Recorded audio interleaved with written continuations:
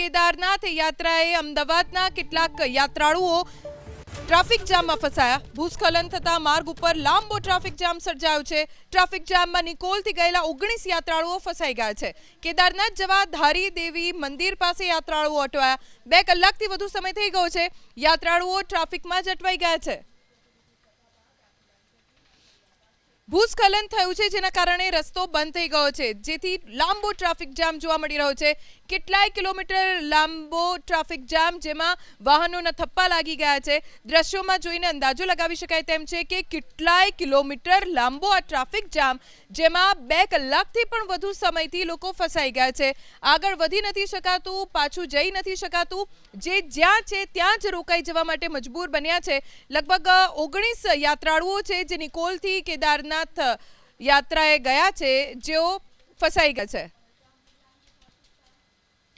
યાત્રાળુઓ માના એક સુરેશભાઈ અત્યારે આપણી સાથે જોડાઈ ગયા છે. સુરેશભાઈ, શું સ્થિતિ છે અત્યારે આપની સાથે જે અન્ય યાત્રાળુઓ છે તેમની? રોડ ઉપર 3 કલાક લગભગ થઈ ગયો છે, જામ થઈ ગયું છે. અને આગળ એવું કહેવામાં આવે છે કે લેન્ડસ્લાઇડ થયું છે અને લાંબી 5 કિલોમીટર ઉપર જેટલી લગભગ લાઈન છે.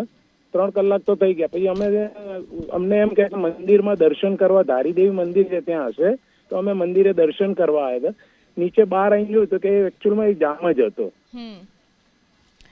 શ્રીનગર થી આગળ ધારીદેવી મંદિર છે, કેદારનાથ જતા રસ્તામાં. સુરેશભાઈ, આપની સાથે કેટલા લોકો છે અને આ ટ્રાફિક જામ ક્યારે પૂર્વવત થશે, કોઈ જાણકારી મળી છે ખરી? ના, એવી જાણકારી નથી. પણ લગભગ ટેમ્પો ટ્રાવેલ છે, અમારે 19 જણા છીએ અમે.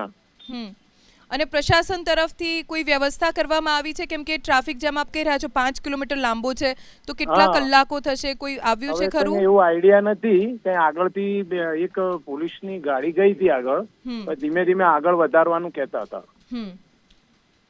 હવે આગળ જઈએ એટલે થોડુંક હજી ખ્યાલ આવે. પણ અમે બધા નીચે એમના વિડીયોમાં આગળથી જો છે, ટોચ ઉપર દેખાય છે. અહીંથી દૂરથી તમે જોઈ શકો તો ઉપર લાંબી લાઈન લાગેલી છે. કોઈ વ્યવસ્થા કરવામાં આવી છે? કેમ કે કલાકોથી અહીંયા ને અહીંયા ફસાયેલા છો. 3 કલાક તો લગભગ થઈ ગયા. વ્યવસ્થા તો ઠીક, કઈ હોય નહીં ને, અહીંયા કોઈ વ્યવસ્થા છે નહીં. ઓકે, આભાર સુરેશભાઈ, એબીપી અસ્મિતા સાથે વાત કરવા માટે. તો કેદારનાથ યાત્રાએ તમામ યાત્રાળુઓ પહોંચ્યા છે અને ધારીદેવી મંદિર પાસે ભૂસ્ખલનના કારણે લાંબો ટ્રાફિક જામ છે. લગભગ 5 કિલોમીટરથી પણ વધુનો ટ્રાફિક જામ, જેમાં 3 કલાકથી તો યાત્રાળુઓ ફસાયા છે. હજી સુધી વાહન વ્યવહાર પૂર્વવત નથી થયો.